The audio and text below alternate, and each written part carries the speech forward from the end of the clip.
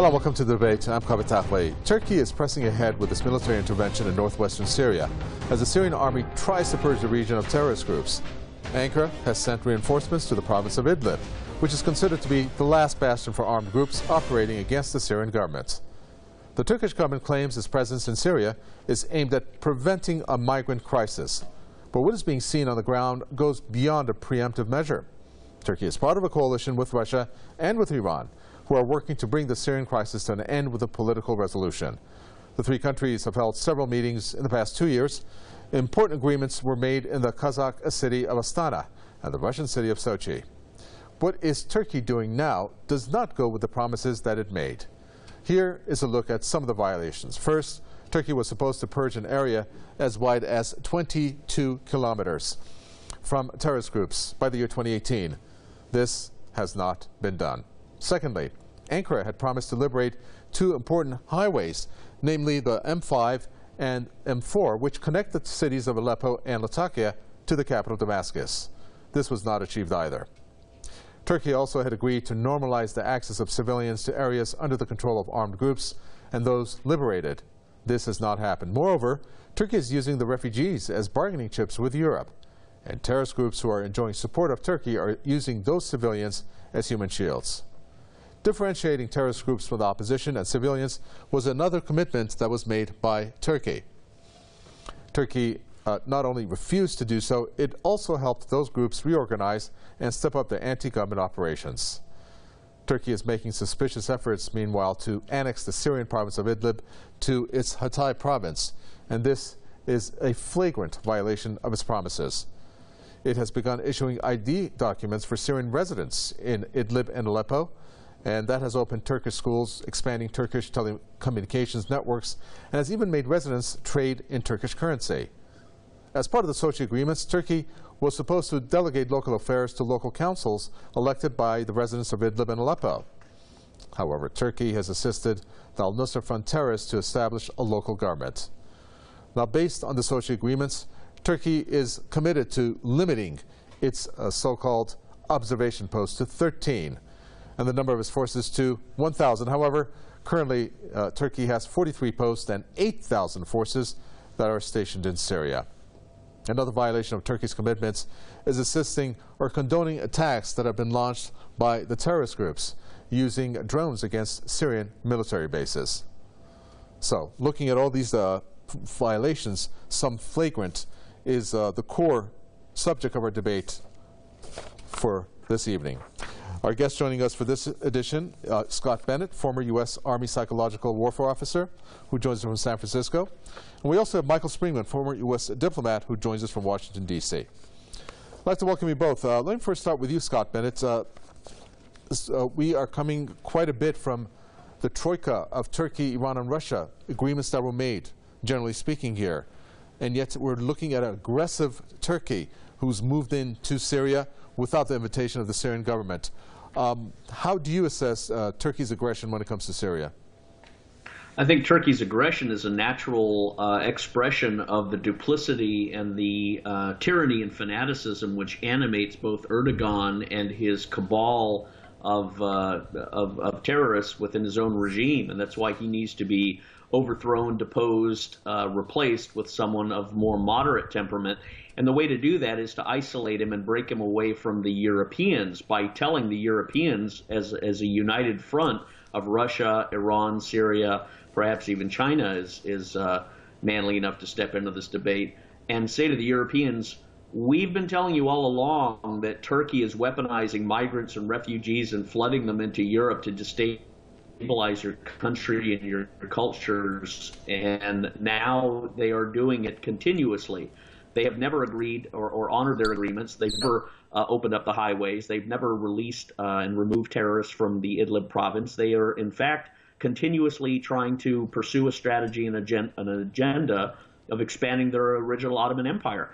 And the Europeans need to be prepared for the massive influx of refugees and migrants which are going to be simply channeled through Turkey by Erdogan into Europe to extort the Europeans. And it should be said that the Europeans have no better enemy than Turkey, because when you have a country that claims to be an ally, flooding your country, your continent with refugees that cause all sorts of problems, social, political, internal turmoil.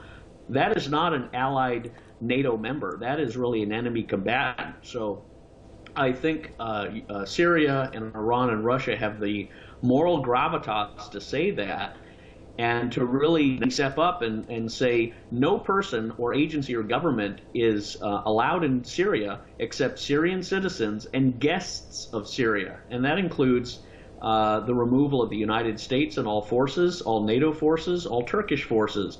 The only forces and people that are allowed in Turkey are those who are there by the permission of the Syrian government.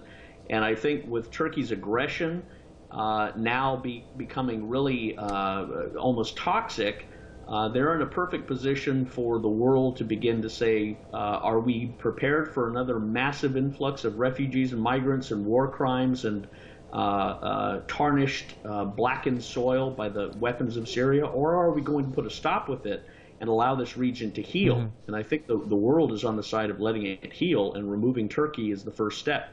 Well, it seems like, Michael Springmann, that the world is perhaps maybe needs to readjust to another stark reality when it comes to the Syrian war, and that is a war between Turkey and Syria that involves Russia. And some say maybe a direct war that is going to happen on Syrian soil between Turkey and Russia. But let's take a step back. We're looking at the military outposts. You're looking at Turkey that's there. You're looking at the Syrian government forces backed by Russian air power who are trying to eradicate terrorists, and that is a good thing. But then you have this incident involving 33 Turkish soldiers well, some say it was a Russian airstrike. But no matter what, the cover of the Turkish soldiers was blown when you have the formation of the Turkish soldiers within the terrorists, along with maybe some other perhaps foot people on the ground there. Why is it that Turkey, first of all, is supporting terrorists, something that it is known for in this particular region, Idlib, which is the last bastion of the terrorists? Well, there's a couple of reasons behind it. First off, Erdogan, the Ottoman Sultan wannabe, wants the overthrow of the legitimate Syrian government headed by Bashar al-Assad. Secondly, as you had mentioned earlier in the introduction, the Turks want to annex parts of Syria. And I think a third point I probably should make is that the Turks also want to control the Kurds living in Syria. The Turks have persecuted the Kurds in Turkey for over a century now, and they're trying to expand it into all areas surrounding them, including Syria. So I think that they originally started out with this with a doing a clandestine supply of weapons and training to extremist groups in Syria, and including the White Helmets, where they're taken to Turkey for training. I think now they've come out, and now that they've gotten 8,000 soldiers invading the country, ostensibly to secure safe zones around their borders to keep them those terrible Kurds away from them.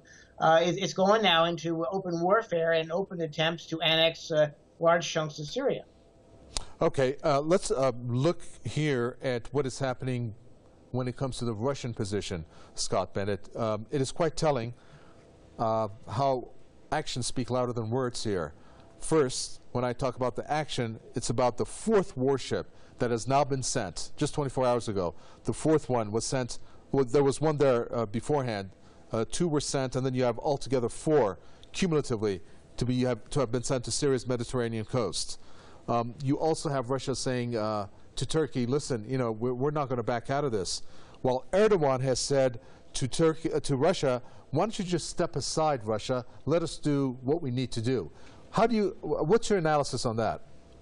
Again, that's a sign of Erdogan's mental breakdown, it seems, because if he's so foolish to think that Russia is going to step aside and let Turkey rape and pillage and destroy Syria, as has been its plan all along, they're sorely delusional. Russia will not allow Syria to fall under any circumstances. It is the World War III worth fighting in Russia's mind, because if Syria falls to a Wahhabi fanatical terrorist, extremist culture and political regime, that cancer will spread up into southern Russia. That's the purpose of their position there. That's why Iranians also been deceived by the Zionist media all over the United States and elsewhere that put forth this false narrative that somehow Turkey is the hero and that Syria, Russia, and Iran are the enemies. It's precisely the opposite. Syria, Russia, and Iran represent a stabilizing force that are preserving humanity and tolerance and freedom, and Americans that have been there have confirmed that, from Senator Dick Black to Tulsi Gabbard to numerous others. So with Turkey's adventurism into Syria, it is going to only result in the fall and the dismemberment of Turkey and the disintegration, because the Europeans are not going to allow either a redo influx of thousands, if not hundreds of thousands of migrants, refugees into their country. They would put up borders. They would overthrow their own leaders, I think, at this point, if they tried to do another refugee settlement. So Europe is not going to have any part of that. And the Americans are not going to tolerate American military going into Syria, aiding Turkey, despite how that may please the military-industrial complex and the Zionists. That's one of the reasons they've changed the American military uniform to a World War II uniform. They are trying to position the Americans as fighting the Axis powers of World War II by psychologically manipulating the people into seeing the World War II uniforms as representing the paradigm shift that is upcoming. There are people that want war between America and Russia, Iran, and Syria. Most of these American generals and contractors never fight a war, but they want a war because there's extreme profit. But I think in this case, the moral center of gravity is on the side of Russia, Syria, Iran, that are preserving and defending the status quo. And that's why Russia is impenetrable, because it is fighting a defensive war. And a defensive war is always going to win against an inferior enemy that will simply exhaust himself. One thing I would do is have prisoners of war on camera testifying how Turkey is arming and financing and ordering and politicizing them to invade Syria, to rape and pillage Yazidi women and burn them alive, to engage in a brotherhood with ISIS, to behead little boys. These are the things that the Turks do, not Muslims. Right. And they represent actually an anathema and the opposite of what true Islam is. So I think by having individuals testifying and telling the truth that al-Nusra Front and ISIS and the Turkish forces are all financed and weaponized by the West may be waking up to the fact that we've been on the wrong side of this war, and there should be international war crimes declared against Turkey, and there should be a United Nations Security Council hearing that Turkey is waging a war in violation of the international laws of sovereignty, and that it is in no way, shape, or form allowed in Syria, and the European people will separate themselves increasingly from Turkey. Turkey is not liked, appreciated, admired, or wanted as a member of NATO. It was necessary in the 50s and the 60s, but since the Soviet Union dissolved, there's no need for NATO and there's no need for Turkey. Yeah, we've seen that, and that's very curious as to find out from you, Michael Springmann, what you think about the way that NATO has responded and also U.S. First of all, Turkey has come out and asked the U.S. for some kind of shield to protect itself and military assistance, of which the U.S. says, first, no, we'll give you humanitarian assistance for the refugees. Then it came out, the James Jeffrey, who is the U.S. envoy to Syria, saying that his country, the U.S., will explore the possibility of sending Patriot missiles to Turkey. So that to me sounds like a no. I don't know what you think. And then Turkey asking NATO, NATO saying, well, we're here for you, but an emergency meeting to take place, but then nothing more. How do you evaluate the way the U.S. and NATO in turn has responded? Well, I would say, from what I've seen so far, that the United States and NATO are beginning to wake up to reality. I'm surprised that the United States, with its president and administration, it's like a bull in a china shop that carries its own china shop around with it, have not waded into this thing. But I think some cooler heads are prevailing in showing them that the issue is Russia is in Syria, and if you engage the Russians directly at the behest of the Turks, you will now have World War III on your hands, and there won't be any limits to it. So I think that the best the Americans have done is, we'll send you some humanitarian aid, as you noted. We might send you some ammunition, but by and large, they have not done anything of substance except have a photo op with Kelly Craft, the American ambassador to the United Nations, standing on the Syrian border and meeting with the white helmets. So it's actually the Americans, for once in their lives, are doing something realistic and staying out of trouble. Okay.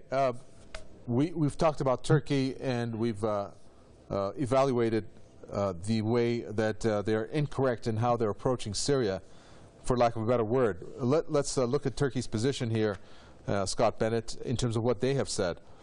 The most recent statement coming out of Turkey, quote, Turkey is not joking. The Idlib issue is directly related to the survival and protection of a homeland. Russia and Syria should not try Turkish patience anymore. So they're pretty noble in the way they're addressing this in terms of their position. What do you think? I think Erdogan is a desperate man in desperate straits and realizes his time is short and is thrashing about before his head goes under and he drowns or is assassinated or is removed or imprisoned or all of the above. The people of Turkey have a less trust and like for Erdogan than I think they do the people and the leaders of Russia and Syria and Iran. I think the people of Turkey should see themselves as being pushed into a terrible war. The migrants that Erdogan is going to attempt to channel into Europe are going to be stopped at the border, and they're going to overflow and flood the Turkish economy, the Turkish society, and all of the Turkish citizens are going to be displaced. They're going to lose jobs. They're going to be the victims of crime. They're going to suffer the massive overburdening of thousands of hundred thousands of refugees and Exodus people. And this is all being done by Turkey. It's not being done by Russia or Syria or Iran. It's being done by Turkey. It's being allowed by the United States. But I think Donald Trump, as president, is quickly backing away from military conflicts in the Middle East, from his settlement to Afghanistan and trying to remove American forces there, to his statements he would like to remove from Iraq, and I think that is going to happen. And I think he will also be removing from Syria. And he can't afford a war because this election is his to lose. Joe Biden is a mental incompetent that's quickly dissolving into his own dementia, but that does not mean Trump is in a strong area. If he wages a war, if he opens up a new front, a new 9/11, so to speak, he could very easily lose. And I think Donald Trump realizes that, and I think the European leaders realize that. They're not going to open up World War III. And with Russia's aggressive posture, superior weapons, and moral center of gravity, buttressed by the Iranians, the Syrians, and the Chinese, as well as India and these other community nations around there, they're all standing up in favor of sovereignty, stability, and peaceful correlations. And I think Turkey is finding itself to be the toxic, violent, crazy man in the hills that nobody wants to go near. And that means his life is very quickly going to probably end politically, if not literally. And I think the people of Turkey are the best ones to rise up and overthrow the Erdogan fanaticism and mad agenda of trying to go in and scorch the earth of Syria and claim it is part of Turkey and expect the Russians and the Syrians and the Iranians and the Chinese and everyone else to just sort of accept it and back away. They won't back away. They won't accept it. And these tirades, these emotional expulsions from Erdogan are very similar to some of the ministers of Saddam Hussein that were claiming the U.S. would, be defeated. And that was proven wrong, despite that war being completely wrong. I think Erdogan is chanting the same sort of delusional mantras which Adolf Hitler chanted in his bunker before he was defeated. So I think Erdogan's on that same trajectory. But you wouldn't do that, Michael Springmann, with Russia, would you? Because we're looking at Russia over here, and this is my final question to you. And the latest headlines, it's all about how Russia is portraying itself, or should I say projecting itself, before talking to Erdogan. It says Russia steps up sea and air deliveries to Syria, reinforcements coming ahead of the Putin-Erdogan talks. Russia fears Ankara could hamper ships via Bosphorus. Build-up seen as a show of Russian force and intent. Russia means business. Is Erdogan going to listen? Michael Springmann. I would hope he does. He's kind of crawled out on the edge of a limb, and I think the Russians and the Iranians are prepared to cut it off. They're meeting, Erdogan is meeting with President Putin tomorrow, the 5th of March, Thursday, and I think President Putin is going to make it very clear to him that Russia will not remain in Syria forever. They want to clean the operation up. They want to leave Bashar al-Assad in control of his own country, and they want the Turks and other foreign forces out. And to do that, the Turks are going to have to start scaling back their operations, and that Russia will make it very clear to them, I think, this is what I would do if I were President Putin, that we are prepared to overwhelm you with force. We have warships that have with guided missiles that are just off the coast in Syria. We have aircraft there already. We have our men there already. And we have the Syrian army there already, along with advisors from Iran. So I think that Putin is not going to remain in Syria forever, but he's going to ensure that when he does leave, it will be a whole intact country on its way to recovery. Thank you very much for that. We're going to end with that. Michael Springmann, former U.S. diplomat, many thanks. Also, Scott Bennett, a pleasure, former U.S. Army Psychological Warfare Officer from San Francisco. Thanks for tuning in to another edition of The Debate. From me, and the entire team in the capital, Tehran, it's goodbye.